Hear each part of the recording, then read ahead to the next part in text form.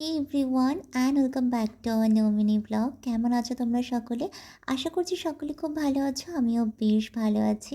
সেই দিন একটু গিয়েছিলাম টুকিটাকি শপিং করার জন্য। সামনেই যেহেতু আমার বাড়িতে বড়মার পুজো, তার জন্য এখন থেকেই একটু একটু করে প্রস্তুতি নেওয়া শুরু করে দিয়েছি। তাই আর কি কিছু কেনাকাটা ছিল। আর প্রথমেই বেরিয়ে চলে গিয়েছিলাম হলো ফুলের দোকানে। সেখান থেকে ভীষণ সুন্দর একটা গোলাপ নিয়েছিলাম। ফুল হলো সবথেকে ভালো উপহার বলতে আমার কাছে একদম একটা পারফেক্ট জিনিস। আর একটা ফুলই মানুষের মনের রাগ দুঃখ সব কিছুকে বুঝিয়ে দিতে ওস্তাদ।